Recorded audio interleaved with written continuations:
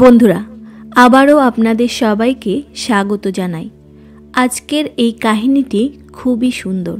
আজকের কাহিনীতে আমরা সবাই জানব যে কত জন্ম পর্যন্ত স্বামী স্ত্রীর সম্পর্ক টিকে থাকে এবং তাদের মধ্যে দূরত্বের কারণ কী। তো বন্ধুরা, বেশি সময় নষ্ট না করে চলুন কাহিনী শুরু করা যাক। বন্ধুরা, এক সময় ভগবান শিব কৈলাস পর্বতে বসেছিলেন। তখন আদিশক্তি মাতা পার্বতী তার কাছে এসে তাকে প্রণাম করেন। তারপর তিনি ভগবান শিবকে বলেন, হে প্রভু, আজ মনে একটি প্রশ্ন জাগছে। দয়া করে এই প্রশ্নের উত্তর দিয়ে আমার মনের কৌতূহল মেটান। ভগবান শিব বলেন, হে দেবী পার্বতী, বিনা দ্বিধায় আপনার প্রশ্ন করুন। আমি অবশ্যই সেই প্রশ্নের উত্তর দেব এবং আপনার অস্থির মনকে শান্ত করব। তখন মাতা পার্বতী বলেন, হে প্রভু, আমার প্রশ্ন হলো, স্বামী স্ত্রীর সম্পর্ক কতটা জীবন স্থায়ী হয় এবং তাদের মধ্যের দূরত্বের কারণ কী? ভগবান শিব বললেন, হে দেবী, আমি একটি কাহিনীর মাধ্যমে আপনার এই প্রশ্নের উত্তর দিতে চাই, কারণ এই কাহিনীর মধ্যেই আপনার প্রশ্নের উত্তর লুকিয়ে আছে। আপনি এই কাহিনীটি মনোযোগ দিয়ে শুনুন এবং আপনি জানতে পারবেন যে স্বামী স্ত্রীর সম্পর্ক কতদিন স্থায়ী হয় এবং তাদের মধ্যে দূরত্বের কারণ কী। তখন মাতা পার্বতী বলেন, হে প্রভু, দয়া করে আমাকে কাহিনীটি বলুন। আমি এই কাহিনী মন দিয়ে শুনব। তখন ভগবান শিব বলেন, হে দেবী, যে ব্যক্তি এই কাহিনী মনোযোগ সহকারে শোনে তার বিবাহিত জীবন সুখের হয়। বন্ধুরা, কাহিনী বর্ণনা করতে গিয়ে ভগবান শিব বলেন, হে দেবী পার্বতী, প্রাচীনকালে পুরুষোত্তম নামে এক প্রতাপশালী রাজা রাজত্ব করতেন। তিনি অত্যন্ত ধার্মিক ও ন্যায়পরায়ণ রাজা ছিলেন। তার প্রজারা তাকে খুব ভালোবাসত।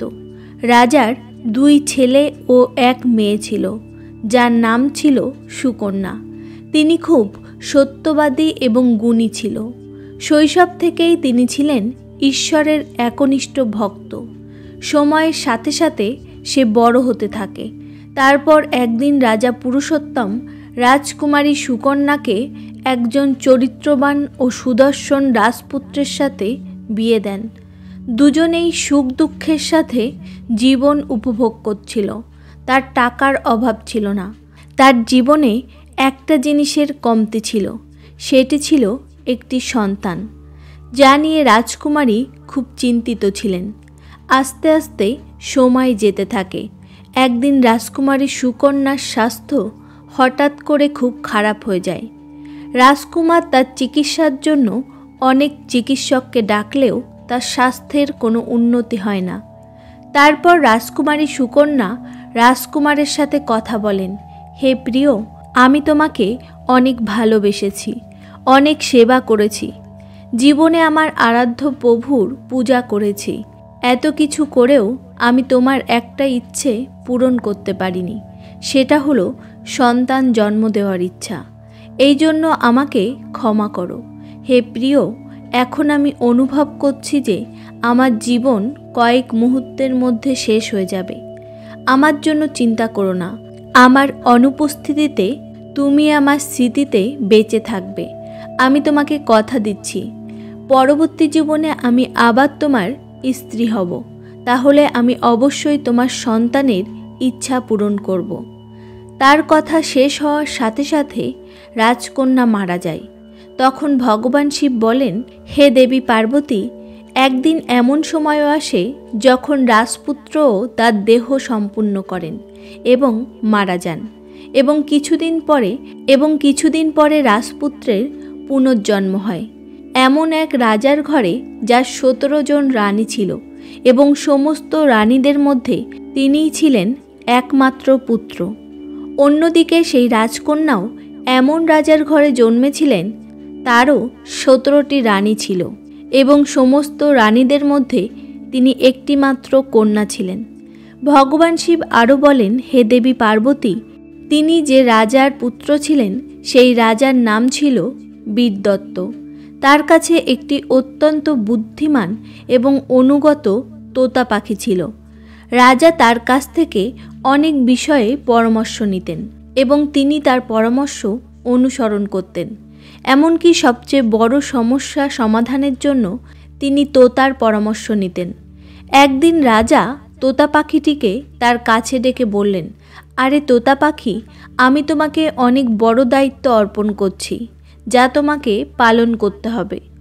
তখন তোতা পাখি বলল, বলুন প্রভু, আমি কিভাবে আপনাকে সাহায্য করব? তখন রাজা বিদ্যত্ত বললেন, হে তোতা, তুমি তো জানো যে আমার একটাই ছেলে আছে এবং আমি আমার ছেলের জন্য চরিত্রবান ও সুন্দরী রাজকন্যা চাই। এমন রাজকন্যাকে খুঁজে আনতে হবে। এইভাবে রাজা তার মনের সব কথা তোতাকে জানালো। বন্ধুরা, রাজার কথা শুনে তোতা পাখি রাজার সাথে একমত হলো এবং তখন তোতা রাজাকে বলল, হে মহারাজ, আপনার পুত্রের জন্য যেমন রাজকুমারী চান সেটা একটি কাগজে লিখে আমার গলায় ঝুলিয়ে দিন। তারপর আপনি আমার ওপর ছেড়ে দিন।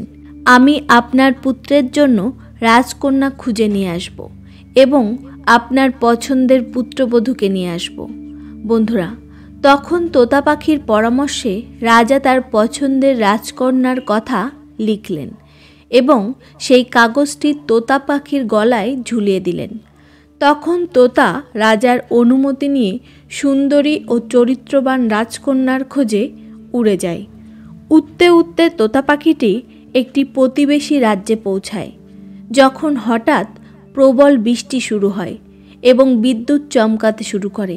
খারাপ আবহাওয়ার কারণে তোতা পাখিটি একটি গাছে আশ্রয় নেয়। যে গাছে তোতা পাখিটি বসেছিল এটি ছিল অনেক পুরনো এবং ভেতর থেকে ফাঁপা। তোতা ভাবল এই গাছের গর্তে বসে কিছুক্ষণ বিশ্রাম নেব, কারণ তোতা পাখি অনেক দূর ভ্রমণের কারণে খুব ক্লান্ত ছিল। ভগবান শিব বললেন, হে দেবী পার্বতী। সঙ্গে সঙ্গে তোতাটি সেই গাছের গর্তের ভিতরে যেতে লাগলো।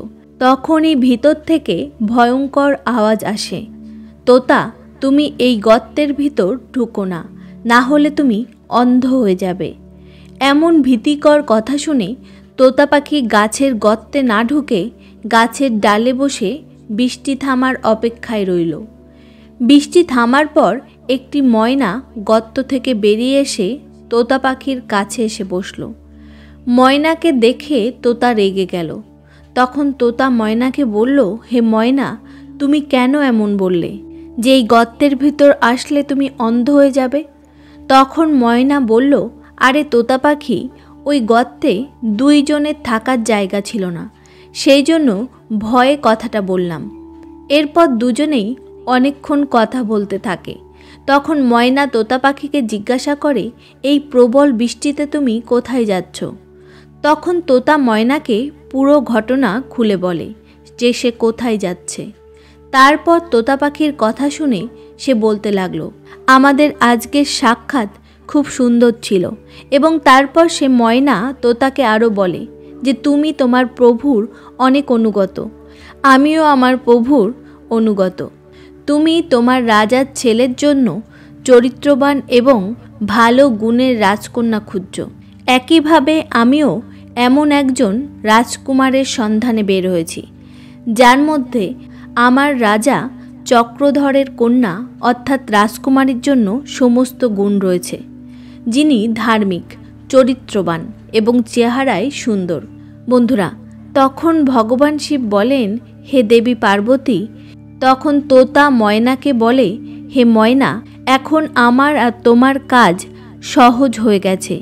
আমি একজন গুণবান রাজকুমারী খুঁজছি আর তুমি রাজকুমার, তাই বললাম এখন ব্যাপারটা মিটে যাবে। তারপর তোতা ময়নাকে রাজা বিদ্যত্তের সব পছন্দের কথা বলল আর ময়না তোতাকে তার রাজার সব পছন্দের কথা বলল। তারপর তোতা আর ময়না রাজকন্যার দেশে এলো।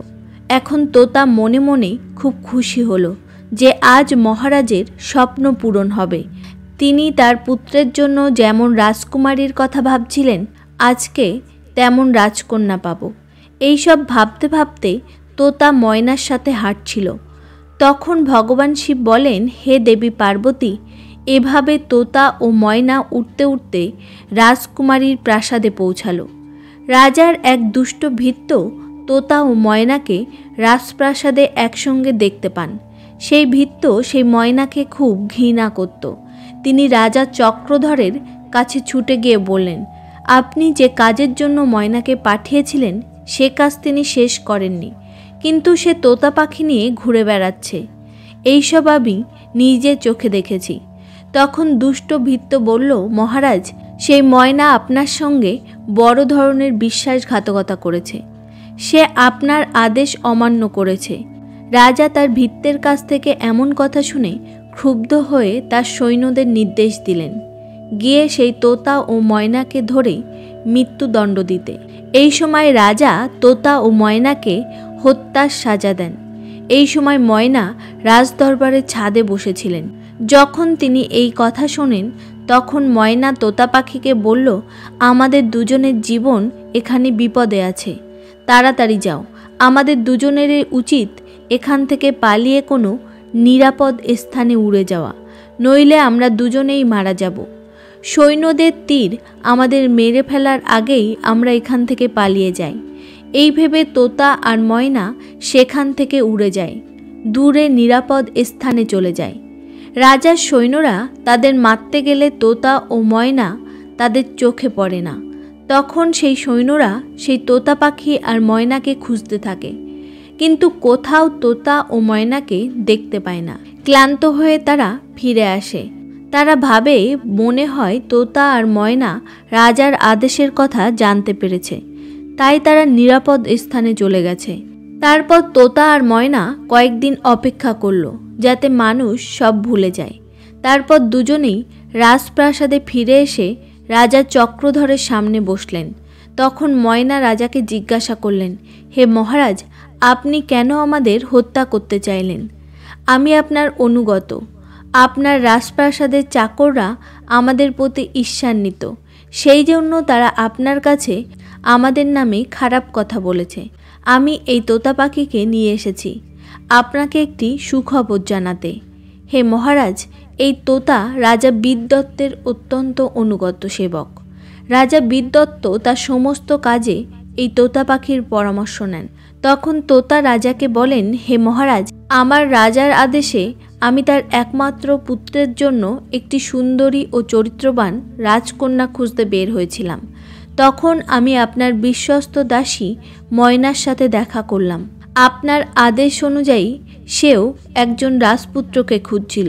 সে আমাকে আপনার পছন্দের কথা বলে, এই জন্য আমি আপনার সাথে দেখা করতে এখানে এসেছি। তখন তোতা পাখি বলল, হে মহারাজ, যদিও আপনারা উভয় রাজা একে অপরকে দেখেননি, তবে আপনাদের উভয়ের উচিত একে অপরের সন্তানদের সাথে আপনার সন্তানদের বিয়ে দেওয়া, কারণ রাজা এমনই একটি পুত্রবধূ চান, আর আপনি আপনার মেয়ের জন্য এমনই একটি রাজপুত্র চান, এবং তিনি রাজা বিদদত্তের পুত্র। বন্ধুরা, এইভাবে তোতা ও ময়না রাজার কাছে তাদের অনুভূতি প্রকাশ করে, রাজাকে খুশি করে, এবং তারপর তোতা তার গলায় ঝুলানো কাগজটি রাজাকে দিয়েছিল, যাতে রাজা বিদদত্তের পুত্র রাজকুমারের পছন্দ লেখা ছিল আর তার ছবি ছিল। তারপর রাজা চক্রধর কাগজটি পড়ে এবং রাজকুমারের ছবি দেখে, এবং তিনি খুব খুশি হলেন। প্রথমে সে তোতা পাখির কথা বিশ্বাস করেনি। তারপর যখন সে তোতা পাখির সাথে কাগজ দেখে এবং রাজপুত্রের ছবি দেখে, রাজা তোতা পাখির কথা বিশ্বাস করে। এরপর রাজা তার এক সিপাহীর হাতে সেই ছবি তার রানীর কাছে পাঠালেন এবং তাকে এই ছবি দেখে বলতে বললেন রাজপুত্র কেমন। তার কয়েকদিন কেটে গেলেও সেই ছবি আর ফিরে আসেনি।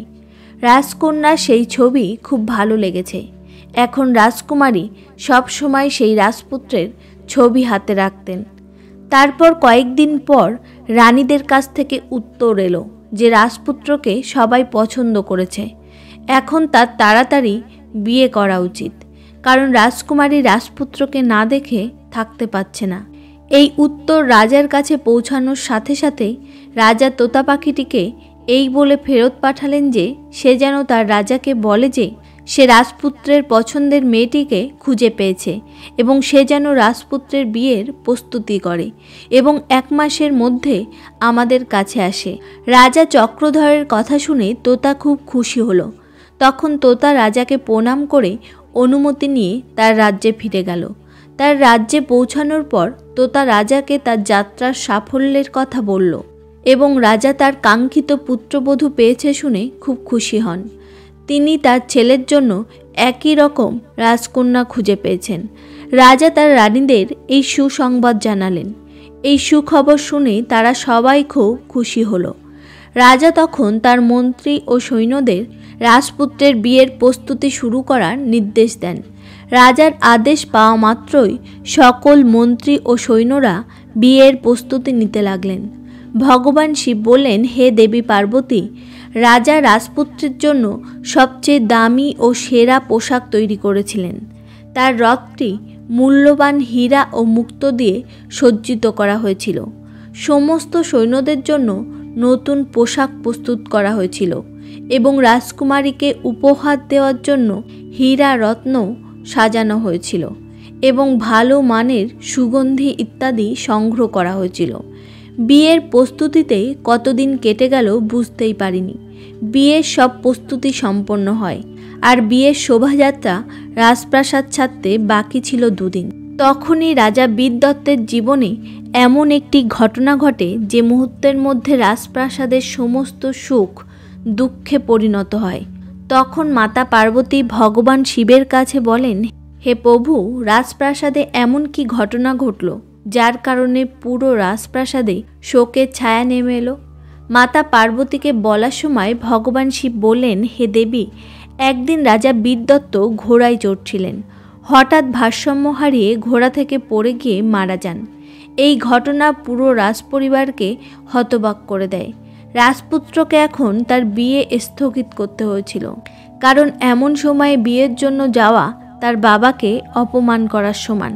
তারপর রাজপুত্রের পিতার মৃত্যুতে শোকের সময় শেষ হওয়ার সাথে সাথে রাজকুমার তোতাকে নিয়ে রাজকন্যার রাজ্যের দিকে বিয়ের মিছিলে রওনা হন।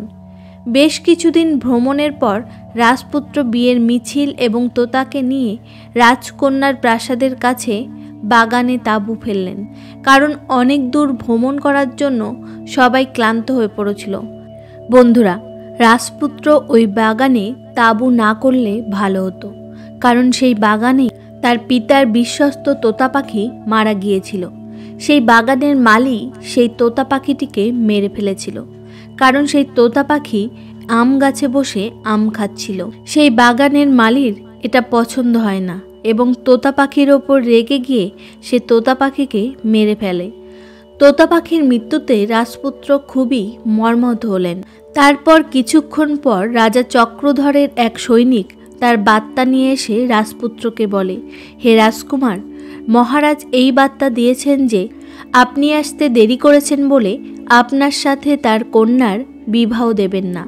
তাই রাজা অন্য কোনো রাজপুত্রের সঙ্গে তার কন্যার বিয়ে ঠিক করেছেন। বন্ধুরা, সৈনিকের কাছ থেকে এই খবর শুনে মনে হলো রাজপুত্রের ওপর যেন কষ্টের পাহাড় আছড়ে পড়ে। রাজপুত্র ওই সৈনিক সম্পর্কে কাউকে বলেনি। রাজকুমারের কাছে এই বার্তা পৌঁছে দিয়ে সৈন্যটি প্রাসাদে ফিরে আসে। এরপর ভগবান শিব বলেন, হে দেবী পার্বতী, অন্যদিকে রাজকুমারী যখন তার বান্ধবীদের সাথে শহরে বেড়াতে প্রাসাদ থেকে বের হয়েছিলেন, তিনি কাকতালীয়ভাবে একই পথ দিয়ে যান। ওই রাস্তায় একটি বাগান ছিল। সেই বাগানের দিকে তাকিয়ে তিনি সুদর্শন রাজপুত্রকে দেখতে পেলেন। তারপর রাজকন্যা রাজকুমারকে চিনতে পেরেছিলেন, কারণ তার ছবি তার কাছে ছিল। সে সময় তিনি কিছু বলেননি। সে নিঃশব্দে তার বান্ধবীদের সাথে প্রাসাদে ফিরে আসে। সে খুব খুশি হয়েছিল, কারণ রাজকুমারী তার প্রেমিককে খুঁজে পেয়েছিল। তখন থেকেই তার সব কিছু খুব ভালো লাগতে শুরু করে। সন্ধ্যায় রাতের খাবারের সময় রাজকুমারী তার খাবার থেকে অর্ধেক খাবার বের করে রাজকুমারের ছবিসহ একটি কাগজ দিয়ে তার দাসীর হাতে রাজকুমারের কাছে পাঠালেন এবং রাজকুমারী তার দাসীকে বললেন, যদি রাজকুমার খাবার না খায় তাকে এই ছবি ও কাগজ দেবে। বন্ধুরা, তখন ভগবান শিব আরও বলেন, হে দেবী পার্বতী, ওই দাসী তাই করেছিল। রাজপুত্র খাবার না নিতে চাইলে ওই দাসী সেই ছবি আর কাগজটি দেয়। ছবি দেখে রাজপুত্র বুঝেছিলেন রাজকন্যা তাকে খুব ভালোবাসে। এই ভেবে সে সেই কাগজে রাজকুমারীর জন্য কিছু কথা লিখে দাসীকে দিয়ে ফেরত পাঠালো। দাসী রাজকুমারীর ঘরে পৌঁছালে রাজকুমারী সেই কাগজটি দেখতে পায়। কাগজটি পড়তে পড়তে রাজপুত্রের সাথে দেখা করার ইচ্ছা তার মনে জাগ্রত হতে থাকে। ঝড়ের রাত্রে সে স্বর্ণমুদ্রায় ভর্তি একটি ব্যাগ নিয়ে রাজকুমার যে বাগানে ছিল তার দিকে হাঁটা শুরু করে। ঝড়ের রাতে রাজকন্যাকে সেখানে দেখে রাজপুত্র বিস্মিত হলেন। তিনি কিছু বুঝতে পারছিলেন না, কারণ রাজকন্যা বললেন, হে রাজপুত্র, আশ্চর্য হবেন না, আমি আপনাকে খুব ভালোবাসি, আর সেই জন্যই আপনার কাছে গোপনে এসেছি। আমার পিতা আপনার সাথে আমার বিবাহ হতে দেবে না, তাই চলুন আমাকে নিয়ে আপনার রাজ্যে ফিরে চলুন, যেখানে কেউ আমাদের ক্ষতি করতে পারবে না। এরপর রাজকুমার ও রাজকুমারী উভয়েই ঘোড়ায় চড়ে ওই রাজ্যের বাইরে চলে গেলেন এবং হাঁটতে হাঁটতে এমন এক জায়গায় পৌঁছে গেলেন যেখানে তাদের জীবন বড় বিপদে পড়েছিল। তারা যে শহরে পৌঁছালো তখন সেখানে এক ডাইনি বাস করত। তার একটি মেয়েও ছিল। তার মেয়ে রাজকুমারকে দেখার সাথে সাথে তার সৌন্দর্যে মুগ্ধ হয়ে যায় এবং মনে মনে রাজপুত্রের প্রেমে পড়ে এবং তাকে বিবাহ করার জন্য মনে মনে দৃঢ় প্রতিজ্ঞা করে। ওই মেয়েটি ভাবতে লাগলো কিভাবে এই রাজপুত্রকে বিবাহ করব। তারপর ভেবে তার ডাইনি মাকে বলল, রাজকুমার ও রাজকন্যাকে তার বাড়িতে রাতের খাবারের আমন্ত্রণ জানান। রাজকুমার এবং রাজকন্যা যখন রাতের খাবারের জন্য ওই ডাইনির বাড়িতে যায় তখন সেই ডাইনি রাজকুমার এবং রাজকন্যাকে আলাদা ঘরে খাওয়ার জন্য দেয় এবং সেই ডাইনি রাজকুমারের খাবারে কিছু মিশিয়ে দেয়। বন্ধুরা, রাজপুত্র খাবার খাওয়ার সাথে সাথে একটি ষাঁড়ে রূপান্তরিত হয়ে যায় এবং পিছনের দরজা দিয়ে বেরিয়ে যায়। ডাইনি ষাঁড়টিকে বাড়ি থেকে বের করে একটি নিরাপদ জায়গায় নিয়ে গিয়ে বেঁধে দেয় এবং তার সঙ্গে তার মেয়েকে পাঠায়। এখন রাতের খাবার খেয়ে রাজকুমারী তার রাজপুত্রকে খুঁজতে লাগলো, কিন্তু সে ষাঁড়ে পরিণত হয়েছিল। কিভাবে সে তাকে খুঁজে পাবে? এখানে ষাঁড়টি সারাদিন ডাইনির মেয়ের সাথে ঘুরে বেড়াতো। সেই ডাইনির মেয়েটি যেখানে রাজকুমার যেত সেখানে যেত। রাজকুমার যখন তার গলায় বাঁধা দড়িটি রাতের বেলায় খুলে দিত তখন সে আবার সুদর্শন রাজকুমার হয়ে যেত এবং সকাল হওয়ার সাথে সাথে তার গলায় দড়ি বেঁধে দিতেই সে আবার ষাঁড়ের রূপ ধারণ করত এবং অন্যদিকে তার রাজকুমারের সাথে দেখা হয়েছে অনেক দিন হয়ে যায়। রাজকন্যা উন্মত্তভাবে তার রাজপুত্রকে এখানে সেখানে খুঁজছিল। সে খুব দুঃখী ছিল। সে জানতো না এখন কি করবে। রাজকুমারের কথা মনে করে তার খুব খারাপ লাগে। সে ভাবছিল তাকে রেখে রাজকুমার কোথায় চলে গেল। এখন তার মনে সন্দেহ জাগতে লাগলো যে রাজপুত্র তার সাথে বিশ্বাসঘাতকতা করেছে, কিন্তু তার মন রাজি হচ্ছিল না। সে ভাবে, না না, এটা হতে পারে না। রাজপুত্র আমার সাথে বিশ্বাসঘাতকতা করতে পারে না। সে আমাকে খুব ভালোবাসে। তার মনে নানা ভাবনা জাগতে শুরু করে। তারপর সে একদিন বালকের ছদ্মবেশে সেই শহরের রাজার দরবারে পৌঁছায়। সেই শহরের রাজা ছিলেন অত্যন্ত ন্যায়পরায়ণ। প্রজাদের সকল সমস্যার সমাধান করতেন। বন্ধুরা, রাজকন্যা যখন রাজার কাছে তার সমস্যার কথা বলল, রাজা তার চেহারা এবং কথা বলার ভঙ্গি দেখে খুব মুগ্ধ হলেন। তখন রাজা সেই রাজকন্যাকে তার দরবারে মন্ত্রী পদে নিযুক্ত করেন। রাজকন্যা যখন মন্ত্রী হয় তখন সে শহরে তার অনেক গুপ্তচর নিয়োগ করে। সেই গুপ্তচররা এসে শহরের সব খবর রাজকন্যাকে জানাতো এবং সে রাজাকে সব বলে দিত। এভাবে রাজকন্যা সেই রাজ্যের মন্ত্রী হয়ে রাজার বাড়িতে কাজ করতে লাগলেন। ধীরে ধীরে সময় কেটে গেল, অনেক বছর কেটে গেল। তারপর একদিন রাজা মারা যায়। অন্যদিকে সমস্ত নগরবাসী সেই মন্ত্রী রাজকন্যাকে রাজা বানায়, কারণ সেই মন্ত্রীরূপী রাজকুমারীর আচরণ জনসাধারণের সাথে খুবই ভালো ছিল। তারপর একদিন একই শহরে এক ব্যক্তি রাজা সদস্য রাজকন্যার কাছে একটি ষাঁড় বিক্রি করতে এলো। রাজা সদস্য রাজকন্যা সেই ব্যক্তির কাছ থেকে ষাঁড়টি কিনে নেয়। সেই ষাঁড়টি খুবই উপকারী ছিল, যে কোনো হারানো জিনিসের গন্ধ পেয়ে সে বলতে পারত। তারপর একদিন হঠাৎ সেই ষাঁড়টি নিখোঁজ হয়ে যায়। তখন রাজা সেই নগরে বার্তা পাঠালেন যে এই শহরে যদি একটি বিজয়ী ষাঁড় থাকে তবে সবাইকে এখানে নিয়ে আসা হোক। অন্যদিকে এই তথ্যও পৌঁছে যায় সেই ডাইনির কাছে। এখন শহরের সমস্ত ষাঁড় রাজার সামনে জড়ো হলো, কিন্তু ডাইনি তার ষাঁড়টিকে রাজার দরবারে পাঠায়নি, যে রাজপুত্র ছিল। তারপর যখন সৈন্যরা রাজকন্যাকে ডাইনির ষাঁড় না পাঠানোর কথা বলে, তখন রাজা সদস্য রাজকন্যা খুব রেগে গেল এবং তার সৈন্যদের ডাইনির কাছ থেকে ষাঁড়টিকে নিয়ে আসার জন্য নির্দেশ দিল। সৈন্যরা আদেশ পাওয়ার পর ডাইনির বাড়িতে যায় এবং ষাঁড়টিকে দরবারে নিয়ে আসে এবং ষাঁড়টিকে দরবারে নিয়ে আসার জন্য তারা জাদুকরের হাত থেকে দড়ি ছিনিয়ে নিতে শুরু করে। তারপর দড়িটি ছিঁড়ে যায় এবং দড়ি ছিঁড়ে যাওয়ার সাথে সাথে ষাঁড়টি সুদর্শন রাজপুত্রে রূপান্তরিত হয়। তারপর সেই সৈন্যরা রাজকুমারকে সঙ্গে নিয়ে রাজ দরবারে এসে রাজারূপী রাজকুমারীকে পুরো ঘটনা জানায়। তারপর রাজকুমারী রাজকুমারকে দেখে চিনতে পারে এবং রাজপুত্রকে জড়িয়ে ধরে। তখন রাজকন্যা সমস্ত নগরবাসীকে তার পুরো ঘটনা খুলে বলে আর বলে, আজ থেকে তোমরা সবাই রাজপুত্রকে তোমাদের রাজা আর আমাকে তোমাদের রানী মনে করবে। এরপর রাজপুত্র তার সৈন্যদের নির্দেশ দিলেন সেই বৃদ্ধ ডাইনিকে ধরে কারাগারে বন্দি করতে। তারপর ভগবান শিব বলেন, হে দেবী পার্বতী, রাজকন্যা ও রাজপুত্রের আচরণ পর্যবেক্ষণ করে সেই রাজ্যের নগরবাসী তাদের রাজা হিসাবে মেনে নেয়। তারপর রাজকুমার রাজা হয় এবং রাজকন্যা রানী হয় এবং তারপর সেই ডাইনির মেয়েকে বন্দি করা হয় এবং তার আগের জীবনে সে তার স্বামীকে মিথ্যা অভিযোগ দিয়ে বন্দি করিয়েছিল, তাই সে তার কর্মের ফলও পেয়েছে। আর সে ডাইনির কন্যাকেও রাজার কারাগারে বন্দি করা হয়। একদিন রাজকুমার তার স্ত্রী রাজকুমারীর সাথে তার মায়ের সাথে দেখা করতে তার রাজ্যে যায়।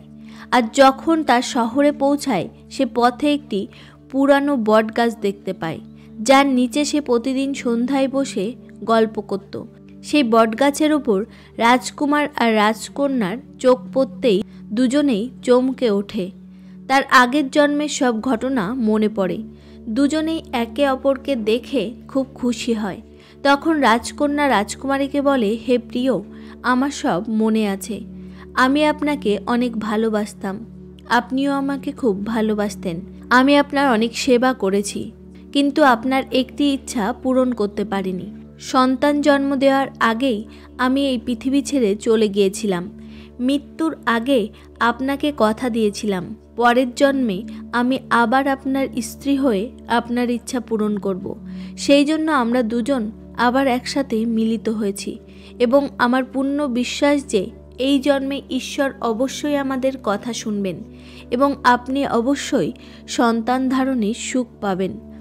তারপর ধীরে ধীরে সময় চলে যায় এবং রাজকুমারী গর্ভধারণ করেন এবং একটি নির্দিষ্ট সময়ের পর একটি সুন্দর পুত্রের জন্ম দেন এবং তিনি তার স্বামীকে দেওয়া প্রতিশ্রুতি পূরণ করেন।